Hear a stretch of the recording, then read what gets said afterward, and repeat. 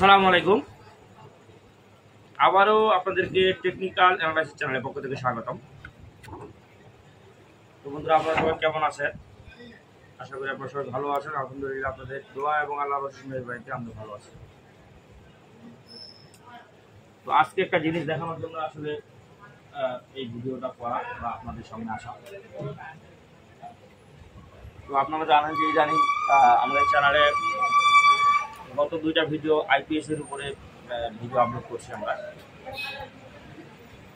তো বর্তমান যে সিচুয়েশন, এই সিচুয়েশনের উপরে আইপিএস এর বেশ ভালো একটা চাহিদা রয়েছে। সেই জন্য আমরা যে কাজগুলো করতেছি, এই কাজগুলোর পাশাপাশি আইপিএস এর কাজটাকে গুরুত্ব দিচ্ছি এবং ভালো আমরা যে কাজগুলো করি করে থাকি আইপিএস এর কাজ ভালো যদি মার্কেট থাকে। তো আজকে আমাদের সামনে একটা ইউপিএস আছে, আপনাদেরকে যদি একটু দেখাই। তো দেখেন, একটা ইউপিএস আমাদের আছে এখানে, টেক ফাইন। তো এখানে শুধু কোম্পানির নামটাও লেখা। তো পিছনে যদি ইউপিএসটা একটু ডিটেইলস আপনাদেরকে দেখানোর চেষ্টা করি। তো দেখেন, এখানে মডেল নাম্বার লেখা আছে 1200 VA। তো 1200 VA, তাহলে আমাদের এটা কত ওয়াট হচ্ছে যদি একটু ক্যালকুলেশন করে আপনাদের সঙ্গে শেয়ার করি। 1200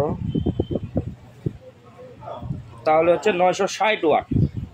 60 ওয়াট বাদ দেন, 900 ওয়াট ধরেন। এবং এখানে ইনপুট 220 ভোল্ট এসি, 50 আমাদের হচ্ছে ফ্রিকোয়েন্সি। তারপরে এটা হচ্ছে আমাদের হলো আউটপুট ভোল্টেজ যেখানে আছে 220 4.5 এম্পিয়ার আউটপুট। তো আমরা এই ইউপিএসটা নাটগুলো খুলে, এখন যদি ইউপিএসটা খুলে নিই, তো দেখেন এটা কিন্তু 24 ভোল্টের একটা ইউপিএস। দুইটা 12 ভোল্টের ব্যাটারি এখানে সিরিজ করা আছে। আর আপনারা জানেন যে ইউপিএস আসলে এটা কম্পিউটার বা আমাদের ইলেকট্রনিক্স যে ডিভাইসগুলো আছে এগুলো ব্যাকআপ হিসেবে অল্প কিছুক্ষণ ব্যবহার করা হয়, যার কারণে এখানে ব্যাটারি দেওয়া থাকে এবং ছোটো ব্যাটারি দেওয়া থাকে। এবং এখানে একটা ট্রান্সফরমার দেওয়া আছে। তো এখানে পিছনে লেখা আছে 1200 VA। 1200 VA তার মানে আমাদের 960 ওয়াট হলে আমরা 900 ওয়াটও যদি ধরি, তো এই ট্রান্সফরমারটা কিন্তু 900 ওয়াটের না। এখানে আসলে অ্যাকচুয়ালি আমাদের যে চার্জারগুলো আছে, বিশেষ করে ড্রাইভারের যে চার্জারগুলো আছে, যে 120 এম্পিয়ার, 150 এম্পিয়ার, 200 এম্পিয়ার, কিন্তু আসলে ভিতরে খুলে দেখি যে আসলে ওগুলো ধারের কাছেও নেই। তো সেম কন্ডিশন এটা 1200 VA লেখা থাকলেও এটা কিন্তু অতটা সক্ষমতার ইউপিএস না। ট্রান্সফরমারটা কিন্তু ছোটো ট্রান্সফরমার। এবং এই তারপরেও এই যে ট্রান্সফরমারটা আছে, এই ট্রান্সফরমারটা দিয়ে আমরা যদি আইপিএস হিসাবে এটাকে ব্যবহার করি, সেক্ষেত্রে আমাদের কি কি করতে হবে এই বিষয়টা আজকে আপনাদেরকে একটু জানানোর চেষ্টা করব।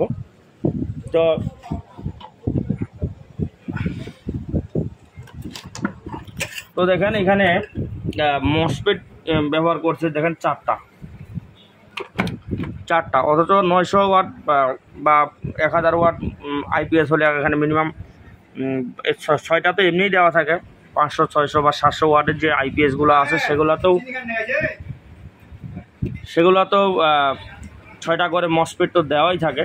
তো বেশি ওয়াটের তৈরি করলে আমরা 12টা করে মসফেট দিয়ে থাকি। তো এখানে মসফেট আছে মাত্র 4টা। তার মানে ইউপিএস তো ইউপিএস দিয়ে তো আর আইপিএসের কাজ হবে না। তারপরেও এই যে ইউপিএসটা আছে, এটা দিয়ে মোটামুটি আমরা 2টা কি 3টা সিলিং ফ্যান এবং 2-4টা লাইট খুব সুন্দরভাবে ব্যবহার করতে পারবো। তো সেক্ষেত্রে এটার আমাদের ব্যাটারি যে 24 ভোল্ট, এই 24 ভোল্টেই কিন্তু আমাদের লাগবে। সেক্ষেত্রে আমরা 2টা ব্যাটারি 24 ভোল্ট এখানে সিরিজ করার পরে যদি এখান থেকে পজিটিভ এবং নেগেটিভের তার দিয়ে আলাদা করে লাইন বাই করি, সেক্ষেত্রে কিন্তু আমাদের এটা চলবে এবং ব্যাটারি আমরা যেরকম লাগাবো সেরকম ব্যাকআপ পাবো।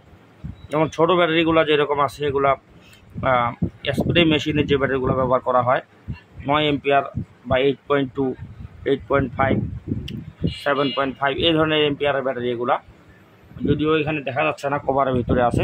তো ধরে নিলাম 9 এম্পিয়ারের ব্যাটারি। তো 9 এম্পিয়ারের ব্যাটারিও যদি আমরা এখানে 2টা লাগাই, সেক্ষেত্রে কিন্তু চলবে ইউপিএসটা, কিন্তু ব্যাকআপ কম হবে। আর বড় ব্যাটারি যখন আমরা লাগাবো, যেমন আমাদের ইজি বাইক বা অটো রিক্সা ড্রাই ব্যাটারি, পুরাতন ব্যাটারিগুলো যদি আমরা লাগাই দুইটা, সেক্ষেত্রেও চলবে। কিন্তু সেক্ষেত্রে কিন্তু এই যেমন আইপিএস দিয়ে আমাদের চার্জ হয়, আবার ডিসচার্জ হয়, নিজেই চার্জ করে অটো কাট হয়ে থাকে, আবার কারেন্ট গেলে অটো চলে। তো এইটা অটো চলবে ঠিক আছে, কিন্তু এখানে যে চার্জিং ক্যাপাসিটি আছে, এই চার্জিং ক্যাপাসিটি দিয়ে কিন্তু বড় ব্যাটারি চার্জ হবে না। সেক্ষেত্রে আমাদের 24 ভোল্টের আলাদা চার্জার ব্যবহার করতে হবে। সেটা সরাসরি আমরা ব্যাটারিতে লাগাই দিতে পারি, যেমন অটো কাট চার্জার পাওয়া যায় 24 ভোল্টের। সেই চার্জারগুলো যদি আমরা ব্যবহার করি, সেক্ষেত্রেও কিন্তু এটা চার্জ হয়ে যায়। মানে এই ইউপিএস দিয়ে বড় ব্যাটারি চার্জ হবে না, চার্জিংয়ের জন্য আলাদা আমাদেরকে চার্জার ব্যবহার করতে হবে, এবং এইটা আমাদের শুধু ব্যাকআপ দেবে। তো আশা করি আপনাদেরকে বুঝাতে পারছি।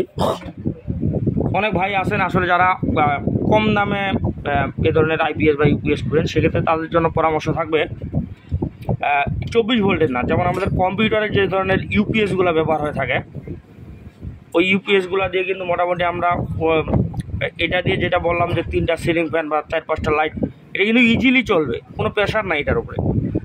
আর সেটার ক্ষেত্রেও কিন্তু আমরা 2টা সিলিং ফ্যান বা 4-5টা লাইট চালাতে পারবো ইজিলি। ওইটা 12 ভোল্টের হয়ে থাকে কম্পিউটারে, যেটা আমাদের এরকম একটা ব্যাটারি থাকবে। তো সেক্ষেত্রে আমরা সেটার ক্ষেত্রেও কিন্তু আলাদা করে এখান থেকে 12 ভোল্টের ব্যাটারির যে লাইনটা আছে, এখানে তার জয়েন করে পিছন দিয়ে বের করে লম্বা করে যদি লাগাই দেয় আইপিএসের মতো করে, এবং 12 ভোল্টের একটা চার্জার দিয়ে যদি ব্যাটারিটা চার্জ দেয়, সেক্ষেত্রেও কিন্তু ওইটাও কিন্তু খুব মোটামুটি কম দামের ভিতরে ভালো চলে। যেগুলো অনেকের নষ্ট হয়ে গেছে, ব্যাটারি নষ্ট হয়ে গেছে, এবং অনেক জায়গায় আসলে কিনতেও পাওয়া যায় এই ধরনের পুরাতন ইউপিএস। 1,500 টাকার মধ্যে যদি একটা ইউপিএস নেন, আর যদি আপনার পুরাতন যদি একটা ড্রাই ব্যাটারি নেন ভালো, মোটামুটি চাই, সেক্ষেত্রে 6 বা 7,000 টাকার ভিতরে মোটামুটি একটা যদি ভালো হয় ব্যাটারি, সেক্ষেত্রে কিন্তু ভালোই চলবে, সমস্যা হবে না। তো আশা করি আপনাদেরকে বুঝাতে পারছি। তো আজকে এখান থেকে বিদায় নিচ্ছি। আর আপনাদের কোনো ধরনের জানার প্রশ্ন থাকলে আমরা অবশ্যই কমেন্টে জিজ্ঞাসা করতে পারেন। আর যারা নতুন আসেন অবশ্যই আমাদের চ্যানেলটিকে সাবস্ক্রাইব করে দিবেন। সেই সাথে এ ধরনের ভিডিও যদি আপনারা আরও দেখতে চান বা দেখতে পছন্দ করেন, সেক্ষেত্রে অবশ্যই আমাদের চ্যানেলটিকে ভিজিট করতে পারেন। যে ধরনের অ্যাভেলেবেল ভিডিও রয়েছে আমাদের চ্যানেলে। তো বন্ধুরা, ঠিক আছে, আপনারা সবাই ভালো থাকবেন। আসসালামু আলাইকুম রহমতুল্লাহি ওয়া বারাকাতুহু।